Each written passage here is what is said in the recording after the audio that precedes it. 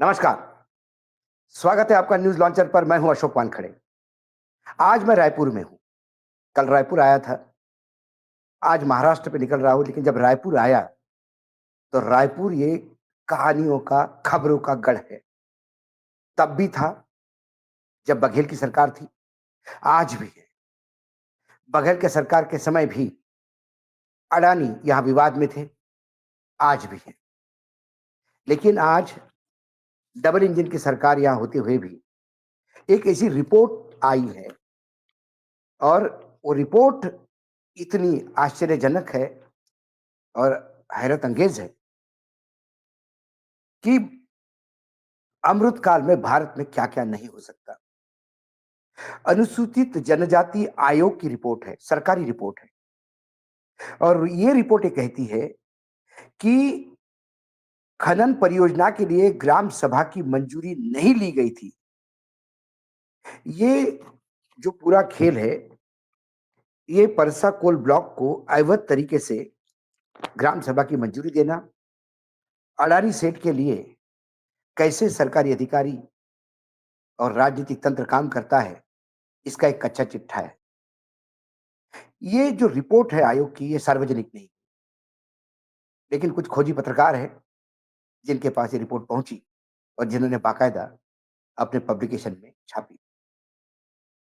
रायपुर में एक अखबार निकालते हैं, मेरे बहुत अच्छे मित्र हैं, उचित शर्मा, संपादक है टीआरपी द रूरल पोस्ट के, और उनका ये जो ताजा इशू है, अडानी वर्सेस आयोग, ये इशू ये तमाम चीजों को हाईलाइट करता है कि क्या गड़बड़ झाला हुआ, अडानी सेठ को मदद करने के लिए किस हद तक अधिकारी, नेता, सरकारी तंत्र झुक सकता है। कंट्रोल रूम, उचित शर्मा जी को जरा ऐड कीजिए। प्रणाम उचित भाई, स्वागत आपका न्यूज लॉन्चर पर।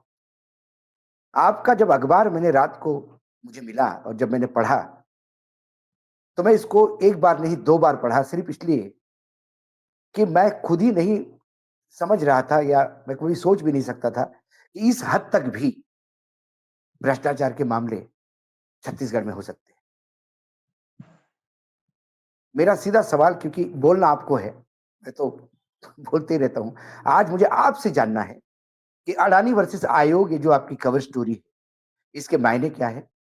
ये कौन सा माइनिंग ब्लॉक था और यहाँ क्या-क्या गड़बड़ झाला हुआ? भाऊ ये परसा कोल ब्लॉक को लेके काफी सालों से इशू चल रहा है। वो जनजाति क्षेत्र है। जनजाति क्षेत्र के लोगों ने जब इस तरीके की फर्जी वहां ग्राम सभा की शिकायतें हुई, तो लोगों ने जाहिर सी बात है कि जब लोकल थाने या लोकल नेता, लोकल अभिनेता, लोकल लोग उनकी जब नहीं सुन रहे थे, एक सिस्टम उनकी बात नहीं सुन रहा था, तो उन्हें आयोग की शरण में जाना पड़ा। तो उन्होंने जब आयोग की शरण में वो गए, तो आयोग ने जो फैसला दिया, आयोग ने अपना जो एक रिकमेंडेशन दी, तो अल्टीमेटली वो ग्राम सभा फर्जी पाई गई। आप अखबार में भाऊ अगर बहुत गौर से पढ़ेंगे, तो उसमें जो सरपंच का भी उसमें बयान है कि 21 ऐसे एक मसौदे तैयार किए गए, एक ग्राम सभा बनाई गई। ग्राम सभा के मसौदे 21 पॉइंट के थे, लेकिन 21 पॉइंट को लेके बहुत कोई इश्यूज नहीं थे, लेकिन 22वां पॉइंट बलात् जुड़वाया गया। उसमें उल्लेख है, रानिया बाई सरपंच है जिसने ग्राम सभा अरेंज की थी, उसमें उसका उल्लेख है, तो उसको जबरदस्ती उसके हस्बैंड को, पति को उसको गेस्ट हाउस से बुला के धमका रहे हैं। तो पूरा का पूरा सिस्टम हकीकत में, चाहे वो कोई पर्यावरण विभाग हो, वन विभाग हो, ये पूरे के पूरे लोग जो है एक प्राइवेट कंपनी के लिए काम कर रहे हैं। हकीकत ये है कि ऐसा लगता है कि ये अडानी को ये जो कोल ब्लॉक जो चाहिए वो हम गिफ्ट में दे रहे हैं। राजस्थान को बेस बना के उनको 21 मिलियन टन जो हमको कोयला देना है, उनकी जो वार्षिक खपत है, वो ऑलरेडी यहाँ से पूरी हो रही है। तो फिर दूसरी कोल ब्लॉक करके उनको खोदने की देने की आवश्यकता क्या है? तकलीफ ये है कि ये अडानी को तो भारत सरकार का उपक्रम घोषित कर देना चाहिए, ऐसा लगता है, ताकि हम सवाल ही ना करें। जैसे भिलाई स्टील प्लांट है, steel authority of India limited है, गुजरात फर्टिलाइजर लिमिटेड है, ये भारत शासन के उपक्रम है, तो वैसे ही अडानी के भी उपक्रम घोषित कर देना चाहिए, ऐसा लगता है। क्योंकि पूरा अमला इस रिपोर्ट के बाद आप देखिए कि आपके सचिव, जो आयोग के सचिव हैं, उन्होंने दस्तखत नहीं किए, वो भाग गए और इसको पूरा का पूरा 100% जो इम्प्लीमेंटेशन हुआ था वो कार्य रुक गया। आदिवासियों को धरने पे बैठना पड़ा कि हमको वो रिपोर्ट चाहिए, आप सार्वजनिक कीजिए। सचिव साहब को कहिए कि वो दस्तखत करे और वो उसको सार्वजनिक करे। तो जो सिस्टम होता है कि अध्यक्ष के पास से सचिव सचिव ऑफिस बेरर होता है, सचिव के हस्ताक्षर से फिर वो जिस जगह जाना है वहां जाता है। तो इस तरीके से धमकाया जा रहा है, इस तरीके से किया जा रहा है कि मतलब पूरा का पूरा एक भयावह। अब राज भी वहां पहुंच गया, तो कुल मिला के जंगल राज का एक अजीब सा कॉकटेल कॉम्बिनेशन वहां बना हुआ है। ना कोई सुनवाई है, ना कोई सिस्टम है। और इस रिपोर्ट के बाद तो अभी और डेवलपमेंट ये हुए कि हमारा वन विभाग, जो वन अमला है, अभी वहां के राष्ट्रीय खेल अभी हो रहे थे, तो इन्हीं अडानी से सीएसआर गतिविधि में जंगल विभाग ने, आपको आश्चर्य होगा कि वन विभाग ने इन्हीं अडानी से सीएसआर फंड के बहुत बड़ा फंड लेके अपने स्पोर्ट्स कराए हैं। मतलब वन विभाग अपना स्पोर्ट्स अडानी की स्पॉन्सरशिप से, आप सोचिए। और एक बड़ी चीज पे बताओ कि ये एमडीओ में ऐसे एग्रीमेंट है कि एमडीओ में जो एग्रीमेंट है उसमें जो डी ग्रेड मतलब इंफीरियर क्वालिटी का जो कोल होगा वो हम स्वयं रख लेंगे। हम स्वयं मतलब अडानी जी। और इंफी और इंफीरियर कोल है वो भी डिसाइड वो ही करेंगे। आप देखिए कि वो राजस्थान के लिए कोयला खोद रहे हैं और उनको उच्च क्वालिटी का कोयला भेजेंगे। जो निम्न स्तर का कोयला है वो खुद रख लेंगे और वो निम्न स्तर का कौन सा है वो खुद ही डिसाइड करेंगे। और उसके बाद हुआ ये कि आप देखिए कि हुआ ये कि उन्होंने अभी अभी 2 पावर प्लांट यहाँ खरीद लिए हैं। 2 पावर प्लांट उन्होंने यहाँ खरीद लिए हैं। इस उत्खनन से जो एक्स्ट्रा माल निकल रहा है, जो एक्चुअल खेल हो रहा है, वो इनकी अपने पावर प्लांट के लिए हो रहा है। देखिए राजस्थान को तो कोयला जा रहा है, खरीद रहे हैं, उनको बेच रहे हैं, उनके साथ एमडीओ। लेकिन जो कॉम्प्लीमेंट्री में मिल रहा है, जिसको हम लोग कॉम्प्लीमेंट्री आइटम बोलते हैं, वो जो इनको मिल रहा है वो इनके पावर प्लांट के लिए फ्री में कोयला मिल गया। आप क्या इस किसी ने, क्रोनोलॉजी को उचित भाई, क्या किसी ने ये सवाल उठाया कि अच्छे क्वालिटी का कोयला और घटिया क्वालिटी का कोयला, इसका सर्टिफिकेशन करने के लिए कोई तीसरी एजेंसी है? सर मतलब इसके लिए भाव मैं कहूंगा कि जब उनके जो आदमी फर्जी ग्राम सभा उनके लिए हो जाती है, फर्जी मतलब उनको लोग खड़े रहते हैं कि कब कब। आपको बहुत पहले की बात बताऊं कि जमीन अधिग्रहण के लिए भी कलेक्टरों को इंसेंटिव दिए जा रहे थे। आप बिलीव करेंगे? जमीन अधिग्रहण जल्दी जल्दी करवाइए और अगर आप बाप जल्दी रे। करवाते हैं तो आपको अलग से इंसेंटिव दिए जाएंगे, वो भी लिखित में था।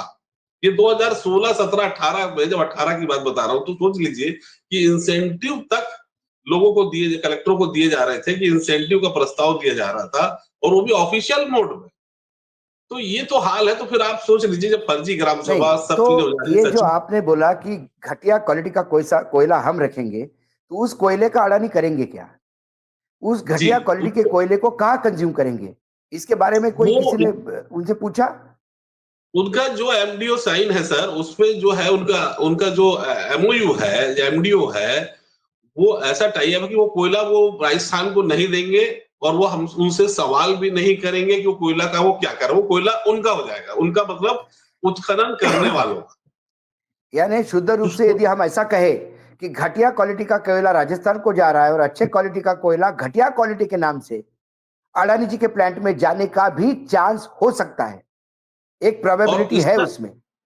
इसका इतर भी मैं कहूंगी, सभी अच्छी क्वालिटी के कोयले हैं और एक अच्छी क्वालिटी का राजस्थान भेज दिया जा रहा है और 2 अच्छी क्वालिटी को निम्न स्तर का बता के खुद के उपयोग में लाया जा रहा है। ऐसा भी आप मान सकते हैं। ऐसा तो हो तो क्या ये, रहा है कि सर, इनके इनके जो आने वाले समय में क्या होगा, टाइगर, की ये फ्री के कोयले से अपने दोनों पावर प्लांट चलाएंगे और छत्तीसगढ़ के जो सीएसईबी सरकारी विभाग है बिजली उत्पादन का, उसके कॉम्पिटिटर बन के खड़े होंगे। आप 2 साल बाद देखिएगा। ये फ्री का जब कोयला मिल रहा है तो जाहिर सी बात है कि CSEB, Chhattisgarh state electricity board से कम दरों पे ये बिजली उत्पन्न करेंगे और यहाँ पे लोकल इंडस्ट्रियल एरिया को या लोकल लोगों को वो बिजली देंगे। ये इनका प्लानिंग है। अब बताइए कि जो राजस्थान के दो जो खदानें मिली उसमें एक छत्तीसगढ़ का है, एक मध्य प्रदेश का भी है, मैं आपको बताऊं। तो मध्य प्रदेश से अगर ये इनको 21 मिलियन टन कोयला चाहिए सर, वार्षिक खपत है राजस्थान की। तो हम्म। ऑलरेडी एक से मिल रही है, ये दूसरा खोद रहे हैं वे बाजू में, तो उसकी आवश्यकता क्या है? क्यों? मतलब आपका कहना है कि मध्य प्रदेश में जो कोल माइन राजस्थान को अलॉट हुई है वो भी अडानी जी के पास ही है ऑपरेट करने के लिए। उसमें से जी। जितना कोयला निकल रहा है उससे राजस्थान की आपूर्ति होती है। नहीं, नहीं, नहीं, नहीं, वैसा नहीं कह रहा हूँ। मैं बोल रहा हूँ कि ये इसके पास भी एक और जो दूसरी ओपन करना है ना, इनको ए, बी, सी मिली हुई है ना सर। तो जो ए हाँ खोदा है, हाँ। उसका बी खोद रहे हैं, उसके लिए बवाल है। सी खोद रहे हैं, उसके लिए बवाल हो रहा है। तो हम्म। ये राजस्थान का अगर खोले तो राजस्थान में इनको ऑपरेटिव कॉस्ट कम लगेगी। मैं आपको उदाहरण देके बताता हूँ कि मेरे छत्तीसगढ़ का कोयला 2000 रुपए टन पड़ रहा है, तो राजस्थान से जो मध्य प्रदेश से खोदेंगे, राजस्थान वाला अपना माल खोदेगा तो उसको 1600 रुपए पड़ेगा। मतलब 400 रुपए कम सस्ता पड़ रहा है राजस्थान में, लेकिन उसको नहीं खोद रहे हैं। उसको ओ, नहीं खोद रहे हैं। आ गया जब समझ में। ओके उसको ओके ओके। खोदने की, जो आपके पड़ोस में बैठा है वहां से आप खोदेंगे, वहां से आप निकालेंगे, तो वो आपको 1600 रुपए टन पड़ने वाला है। रायपुर 2000 टन पड़ रहा है, ट्रांसपोर्टेशन वगैरह मिला के। तो जहां सस्ता है उसको खोद नहीं रहे। छत्तीसगढ़ में जहां बवाल हो रहा है, जहां पे हाथी और मानव द्वंद बढ़ रहे हैं, इतने इश्यूज हो रहे हैं, जंगल कट रहे हैं हसदेव में, उसको आप खोद रहे हैं, और उसके बाजू में आप वो और खोद रहे हैं। तो इतनी जल्दबाजी क्यों? और दूसरी चीज कि वहां पे जो 2-3 खदानें आप ऐसे समझ लें, ए, बी, सी, तो ए को जिसको आप खोद रहे हो उसमें से 21 लाख टन आराम से आप निकाल सकते हो, और उतना ही सरकार को चाहिए, राजस्थान सरकार को। तो बी और सी खोदने की क्या दरकार है, ये भी एक सवाल उठता है। दूसरा, इंफीरियर नहीं तो क्वालिटी का जो कोयला है, उस पर तो हम चर्चा कर ही रहे हैं। नहीं नहीं, तो इसका मतलब तो ये है बी कि और सी, सिर्फ राजस्थान का ही प्लांट नहीं चल रहे ना, दो छत्तीसगढ़ के जो न्यू एक्वायर्ड प्लांट है वो भी चलेंगे शायद इससे, इसलिए वो एग्जैक्टली कोयला चाहिए। exactly, ये राजस्थान के तेल में एक्चुअली इनके भजिए तले जा रहे हैं, इनके तो राजस्थान व्यक्तिगत। सरकार, अच्छा, राजस्थान में भी पहले अशोक गहलोत की सरकार थी, उन्हीं के टाइम पे ये काम हुआ, और अब तो उनकी खुद की सरकार है, बीजेपी की सरकार है, तो अब कोई वहां से तो ऑब्जेक्शन आने का सवाल ही नहीं उठता। तो अब इस पे एक्शन क्या हो रही है आगे? आपकी सरकार छत्तीसगढ़ की सरकार क्या एक्शन ले रही है? देखिए, अडानी समूह जो है वो राजनीतिक धर्मनिरपेक्ष व्यक्ति है। उन लोग राजनीतिक धर्मनिरपेक्ष संस्था में बोलता हूँ, वो उनके लिए शिद्दत से काम करती है कांग्रेस, और बहुत शिद्दत से काम करती है भाजपा। ये दोनों में फर्क है। तो दोनों काम करते हैं, उनके लिए दोनों ही आप लोग लगे रहते उचित जी, आपने बहुत बड़ी बात कह दी। जहां राहुल गांधी 24 घंटे में 48 बार अडानी का नाम लेते हैं और अडानी मोनोपोलाइज कर रहे हैं ऐसी बात करते हैं, और आपका कहना है कि उन्हीं के सरकार में उन्हीं के मंत्री मुख्यमंत्री अडानी जी के साथ दोस्ती बनाते हैं, क्या ये कहना चाहते हैं आप?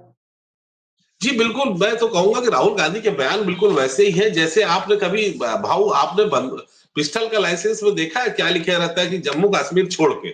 आपने कभी पिस्टल का पूरे ऑल ओवर इंडिया में मान्य रखता है। तो राहुल गांधी का बयान पूरे ऑल ओवर इंडिया में मायने रखता है, छत्तीसगढ़ छोड़ के, हसदेव छोड़ के। मैं कहना चाह रहा हूँ कि उनके बयान पूरे हिंदुस्तान के लिए हो सकते हैं, लेकिन छत्तीसगढ़ और हसदेव के लिए नहीं हो सकते, जहां उन्होंने बोले। तो वैसा ही क्या है जब जैसे क्या जब जी। कांग्रेस की सरकार यहाँ थी, मैं टोक रहा हूँ, सॉरी, क्या जब कांग्रेस की सरकार यहाँ थी बघेल साहब की, क्या तब भी अडानी जी को यही ट्रीटमेंट था यहाँ पे?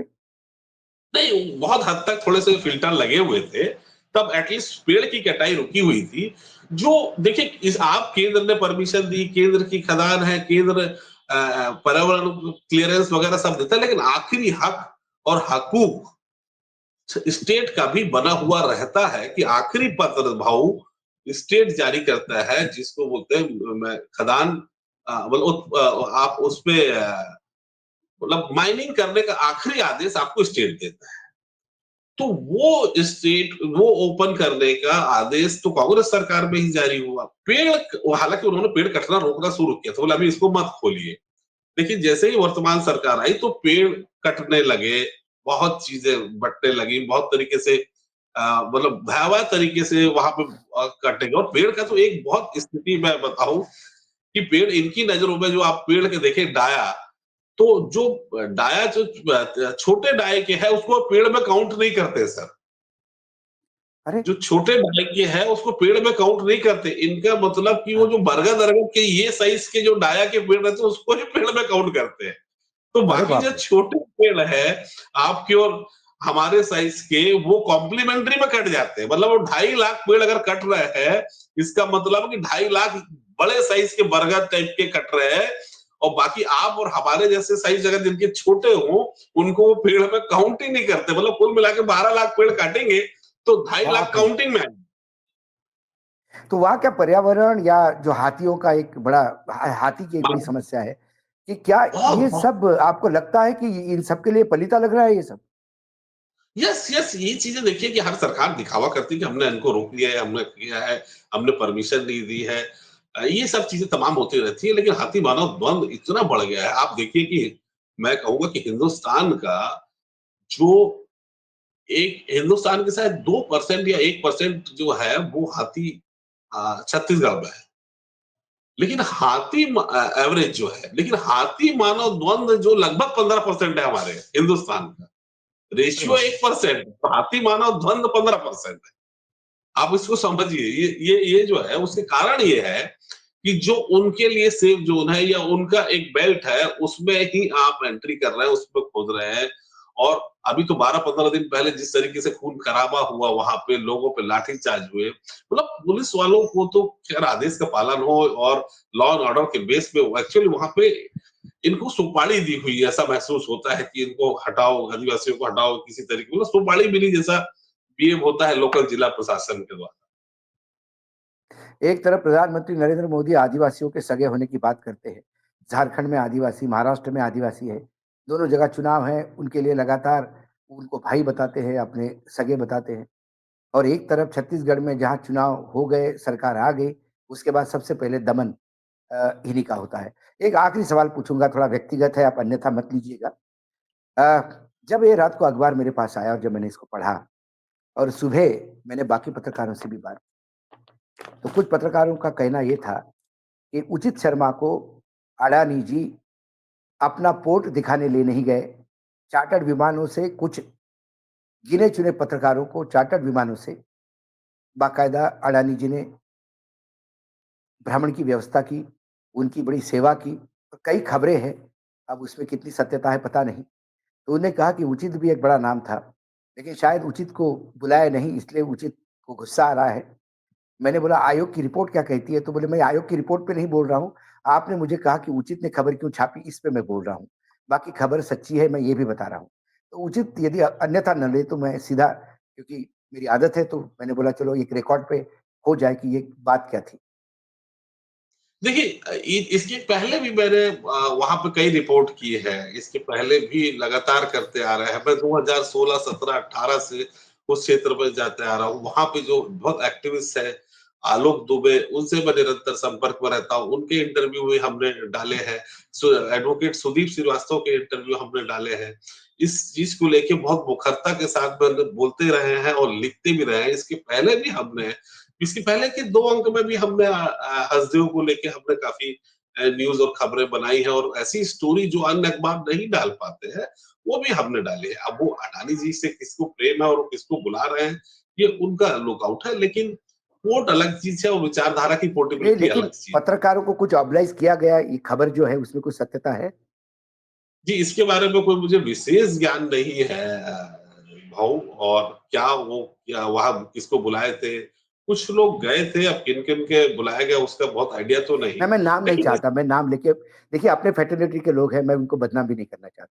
मैं उनके नाम नहीं चाहता, सिर्फ़ मैं एक ये जानना चाहता था कि वाक़ई पत्रकारों को लेके जाया गया क्योंकि मैंने सुना देश के विभिन्न राज्यों से भी पत्रकार गए और विभिन्न वहाँ राज्यों की जहाँ पे भी कोई हाँ, तो योजना है और वो ये काम छत्तीसगढ़ पे जिनका पहले राज चला करता था, रमन सिंह के समय अमन सिंह वो अभी उनके शायद अडानी जी के साथ है।